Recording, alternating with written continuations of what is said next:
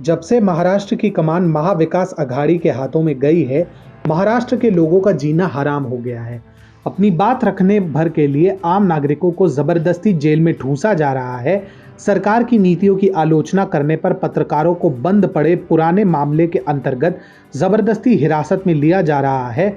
और तो और एक कार्टून व्हाट्सएप पर फॉरवर्ड के लिए पूर्व सैन्य अफसरों को सत्ताधारी पार्टी के गुंडों द्वारा पीटा जा रहा है।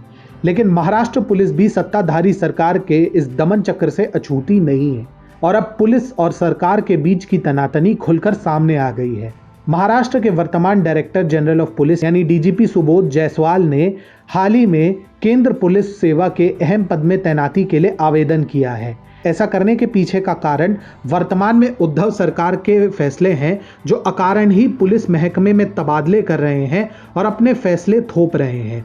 इससे आहत होकर अब डीजीपी सुबोध जायसवाल केंद्र पुलिस सेवा में जाना चाहते हैं। कहा जा रहा है कि पुलिस की कार्यशैली में वर्तमान महाराष्ट्र प्रशासन टांग अड़ाने में कोई कसर नहीं छोड़ रहा है और कई पुलिस अफसरों की तैनाती में डीजीपी से कोई सलाह ही नहीं ली गई।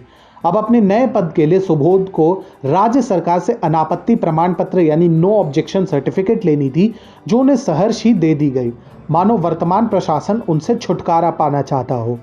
टाइम्स ऑफ इंडिया से बातचीत के दौरान कैबिनेट के एक वरिष्ठ सदस्य ने इस विषय पर प्रकाश डालते हुए कहा, वे यानी सुबोध उद्धव और अनिल देशमुख द्वारा मनमाने तरीके से आईपीएस अफसरों के किए गए ट्रांसफर और पोस्टिंग के विरुद्ध थे। डीजीपी का मानना था कि पोस्टिंग और ट्रांसफर पर एक स्पष्ट नीति हो, जबकि सरकार का मानना था कि डीजीपी को ऐसे मामलों में हस्तक्षेप नहीं करना चाहिए। इसी से तंग आकर डीजीपी ने एक कदम उठाया। रिपोर्ट्स के अनुसार जिस तरह से उद्धव सरकार पुलिस महकमे में हस्तक्षेप कर रही है और पुलिस प्रशासन पर दबाव बना रही है, उससे डीजीपी सुबोध जायसवाल के लिए काम करना कठिन सा हो गया है। रिपोर्ट में यह भी कहा गया कि जायसवाल ने राज्य के गृह विभाग को लिखे पत्र में यह सुझाव दिया था कि पूरी पुलिस फोर्स को बदलने के बजाय जिन अफसरों ने 2 वर्ष का कार्यकाल पूरा किया है, उन्हें स्थानांतरित या हटाया जाना चाहिए। परंतु बात केवल यही नहीं है।